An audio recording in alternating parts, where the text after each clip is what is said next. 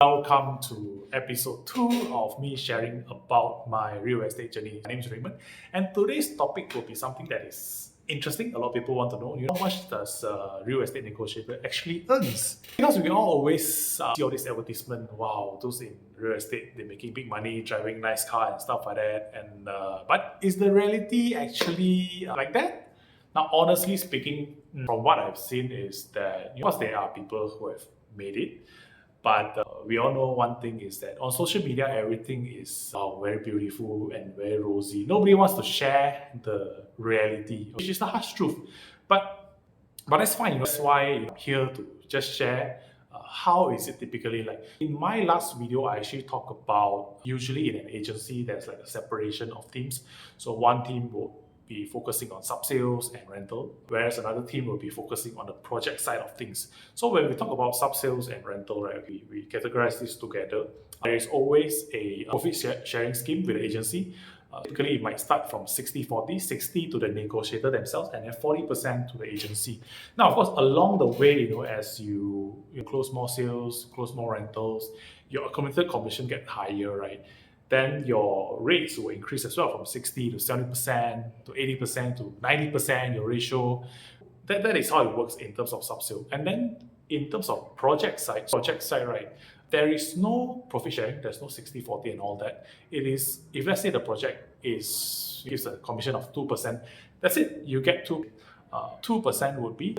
Truth is that, right, for people who have just joined the industry, we have to understand one thing is that, right, not everybody join fully equipped. When I say fully equipped, it means that they already have a great network. They are very good. They have very good people skills. They have very good selling skills.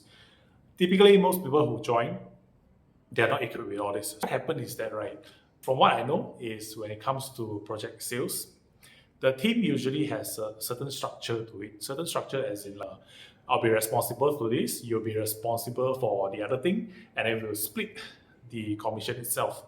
How it works is that, now this really depends, but what I heard is that there's 3 parties in the whole sales side itself. So meaning that, for example, we have the team lead who has the financial capability and all that. So they will be the one paying for the advertisement and all that upfront payment needed. And then once the leads comes in, right, this is where the newbies would be working on. They'll be working on the calling part, they'll be working on the appointment setting part. And then the last one, the third party will be working on closing the sales itself. Now, this person typically is an expert on that project. They've really studied extensively on the project itself.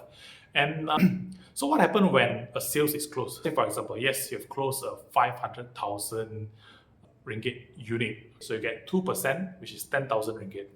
Now, how it's divided usually within these 3 parties is that 40% will go to the team lead, spend money on the advertisement. 10,000, 40%, 4,000 goes there. And then 20% will goes to the appointment setter, or the newbie, who set the appointment, which is 2,000 ringgit. And then the balance 40% will go to the closer. Now, when we look at that, right, it seems that, well, it's not too bad. There's still 2,000 ringgit just for making an appointment and stuff like that. But the thing here is, right, depending on developers, sometimes the money can come in pretty late on, especially when it comes to project sales. There are developers that will probably, within a weeks of you signing your SPA and signing your loan agreement, then the money is dispersed to you already, which is fantastic within a week. But usually how it works is that developers will also wait until a certain stage of construction. Of course, I think all of them got so much cash to actually pay upfront, is it? Usually during stage 2A, then when the bank disperses the money to the developer, then that's when the developer has the money to disperse them to the agents themselves. Why I know is because, for me personally, I closed a project sales in January itself, this January, but the project stage 2A is expected to be somewhere around June or July. It's like there's like a 6 months gap over there. If, let's say, the newbie is only responsible for making the phone call, right, and then there's a 20% cut for him, right, 2,000 ringgit, can you imagine now you have to divide by 6 months already, because I'm not getting the money in advance, but there's still a lot of commitment that people need to be responsible for, they need to pay for a lot of things as well. Wow, suddenly you think of it, it's not as attractive anymore, isn't it? And think about this way. So you have 100 leads that comes in. Probably let's take like 20% of the people, they don't answer their phone, they don't reply to message, which is very common in sales. And then you might have 10 people who is qualified already, but some of them don't meet the requirements and all that, and only left 2% out of that 10 people that actually went to the next stage of attending the property gallery and understanding better on the project itself. And lastly, you have one person who actually you managed to sold to, which is the one that signed the SPA. Now we look at it like, wow, it's really not easy when you look at it that way, because there's so many efforts, so much rejection to go through just to get that bit of money. But I think that one thing we have to remember is that along the way, the new real estate negotiator, right, it might be tough initially, but once they build a certain skill of build their own network, they have also built their own calling, selling skill, people skills, and all that. I think that is when they will truly see the real result from that effort. At that point of time, right, when you close a sale, if let's say it's a 2% commission, you don't have to share with anybody. That 2% is yours alone, because now you're able to complete the whole sales cycle on your own. So, of course, there are also people who comes in with the right network, with the right skills and stuff, and they really just grow very fast. But typically, like I say, this applies to most people where they need a bit of time to actually grow and learn as well.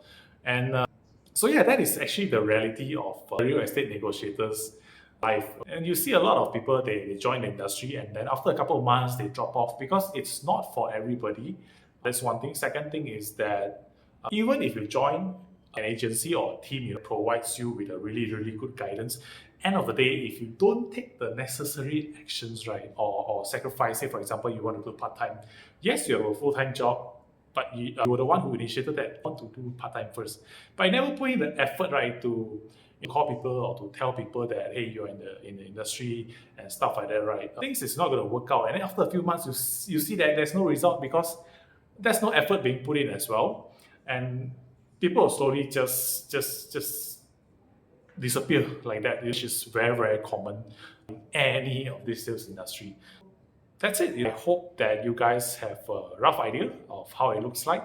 I don't want to just show you all the rosy part, but of course the rosy part is where, like I say, once you have attained a certain skills, a certain network, then go ahead, complete the whole sales cycle, and then the commission is yours alone.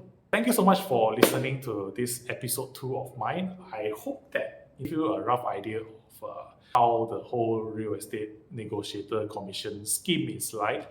And if you like my sharing, please like and subscribe to my channel. Thank you so much. See you guys.